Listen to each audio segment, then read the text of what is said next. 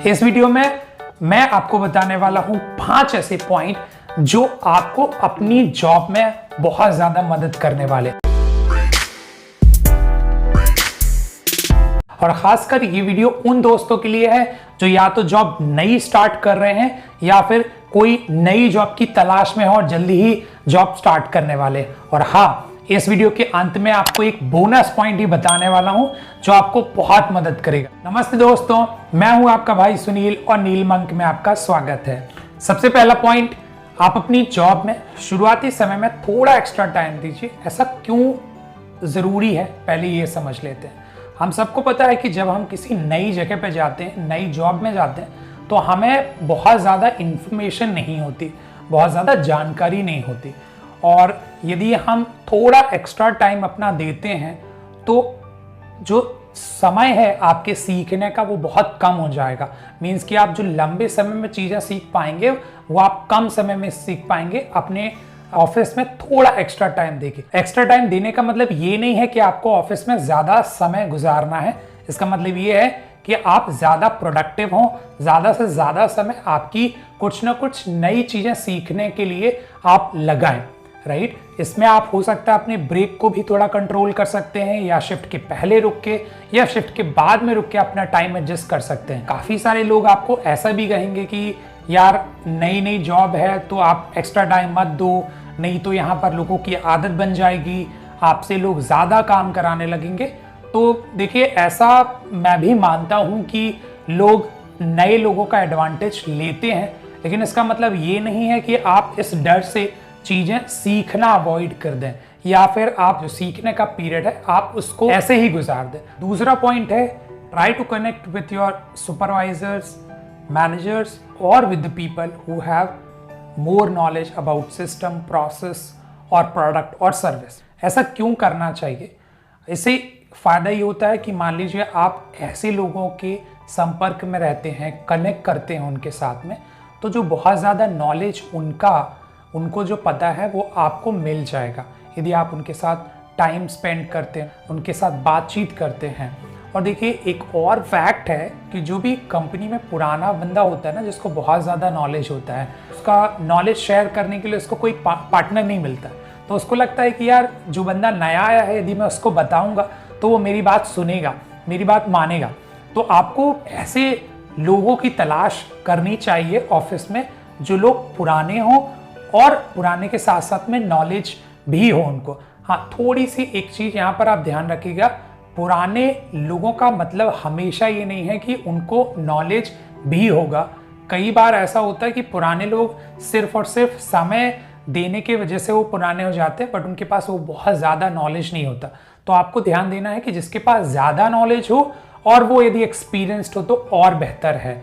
अच्छा, एक चीज़ यहाँ पर ऐसा भी आपको ध्यान रखना है कि ज़्यादातर जो पुराने लोग होते हैं कंपनी में, जो काफ़ी सालों से, काफ़ी टाइम से कंपनी में होते हैं, वो थोड़े से नेगेटिव हो जाते हैं। तो आप ध्यान रखिएगा कि ऐसे कॉन्वर्सेशन में आने से बचें या इस तरीके के डिस्कशंस में आने से भी बचें। जितने ज़्यादा क्वेश्चंस पूछते हैं उतने ही ज़्यादा सवालों के जवाब आपको मिलते हैं। जब हम नए होते हैं किसी भी काम में, कंपनी में, जॉब में, बिजनेस में, हमारे पास बहुत कम नॉलेज होती है, बहुत कम इंफॉर्मेशन होती है। और यदि हम क्वेश्चंस पूछते हैं, क्वेरी पूछते हैं, तो उसका आंसर हमें मिल जाता है। यदि किसी बात का जवाब हमें नहीं पता है या हमें उसकी इंफॉर्मेशन नहीं है, उसकी वजह से हो सकता है आपका कोई काम बहुत लंबे समय तक लटका रहे क्योंकि आपको उसके बारे में किसी ने बताया नहीं। लेकिन यदि आप उस प्रॉब्लम के बारे में या फिर उस इशू के बारे में किसी से पूछ लेते हैं या फिर क्वेश्चंस कर लेते हैं, तो हो सकता है उसका सोल्यूशन आपको तुरंत मिल जाए और उस काम में आप सोल्यूशन पाके आगे जल्दी से बढ़ सकते हैं। अगला पॉइंट लेने के पहले मैं आप लोगों से पूछना चाहता हूँ कि क्या आप ये मानते हैं कि हर व्यक्ति में कोई ना कोई ऐसी स्किल होती है जो शायद उसमें वो खास हो, वो दूसरों से बेहतर हो? यदि आप इस बात को मानते हैं तो कमेंट बॉक्स में लिखिए कि आपके अंदर क्या वो खास क्वालिटी है। कम से कम मैं ऐसा मानता हूं कि हर व्यक्ति के अंदर कम से कम एक क्वालिटी होती है या एक ऐसी चीज होती है जो वो बहुत अच्छे से करना जानता हो। बस इस चीज को आपको ध्यान में रखते हो आपको ये ऑब्जर्व करना है कि आपकी टीम में या आपकी ग्रुप में, कंपनी में जितने भी लोग हैं, एटलीस्ट आपके जो काउंटर पार्ट्स हैं, जो आपके लेवल के लोग हैं, उनमें से आप किस चीज़ में सबसे ज़्यादा बेहतर हैं, या फिर आप माहिर हैं, या फिर आप बेहतर कर सकते हैं। एटलीस्ट आपके अंदर वो क्षमता है उस पर्टिकुलर चीज में बेहतर करने की। जैसे हो सकता है कि आप बहुत अच्छी रिपोर्ट बना सकते हो, या हो सकता है कि आप बहुत अच्छे कंटेंट डिजाइनर हो सकता है कि आप बहुत अच्छे एनालिसिस करते हो। तो कोई एक चीज ऐसी हो सकती है जो जिसमें आप अच्छे हो। ऐसी एक चीज आपको आइडेंटिफाई करनी है और उस पॉइंट में आपको काम करके बाकी लोगों से बेहतर करके दिखाना है। इससे क्या होगा, इससे शुरुआती दिनों में यदि आप किसी एक काम में बहुत अच्छा परफॉर्म करके दिखाते हैं तो आपकी एक अलग सी परसेप्शन बन जाती है, आपकी एक अलग वैल्यू बन जाती है। काफ़ी सारी बार ऐसा होता है कि मान लीजिए जिस काम में आप बहुत अच्छे हैं और उस काम में कोई दूसरा व्यक्ति बेहतर नहीं है आपकी टीम में, तो उस काम के लिए आपकी अहमियत बढ़ जाएगी।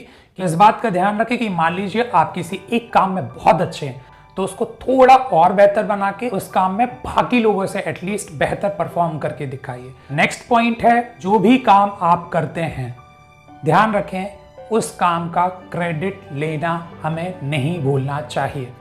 बहुत स्ट्रेट फॉरवर्ड बात है, काफ़ी बार थोड़ी अजीब लगती है सुनने में, लेकिन सच है। क्रेडिट लेने का मतलब ये है कि आपको उसको इस तरीके से प्रेजेंट करना चाहिए कि ये काम में आपको इतने एफर्ट लगे हैं, या फिर इस काम को आपने इतने एफर्ट डाल के कंप्लीट किया है। ध्यान रखें कि उस काम की वैल्यू होनी चाहिए।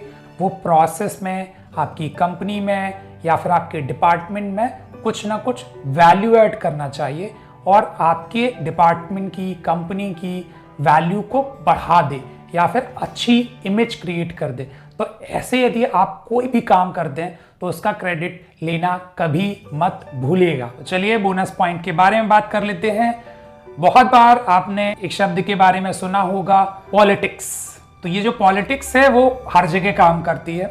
ये सिर्फ गवर्नमेंट में या फिर आपके आसपास के लोगों के साथ काम नहीं करती है, ये आपके ऑफिस में भी काम करती है और इनफैक्ट मैं कहूँ ऑफिस में बहुत ज़्यादा काम करती है। सबसे पहले ये समझ लेते हैं कि ये ऑफिस पॉलिटिक्स होती क्या है, ऑफिस में लोग पॉलिटिक्स कैसे करते हैं, फिर आपको बताऊंगा कि इससे बचा कैसे जा सकता है। पॉलिटिक्स मतलब कोई व्यक्ति अपने पर्सनल फ़ायदे या अपनी टीम के फ़ायदे, डिपार्टमेंट के फ़ायदे के लिए कोई ऐसी एक्टिविटीज़ करता है जैसे दूसरों की बुराई करना, दूसरों को नीचा दिखाना या फिर दूसरों के काम में प्रॉब्लम क्रिएट करना, जिससे कि सामने वाला का जो काम है वो बेहतर ना हो पाए। ये एक बुरी धारणा है जो लोगों ने बना रखी है कि पॉलिटिक्स करने से वो अपना खुद का फ़ायदा, अपनी टीम का या अपने डिपार्टमेंट का फ़ायदा कर पाते। पर्सनली मेरा मानना ऐसा है कि ऐसा नहीं होता है।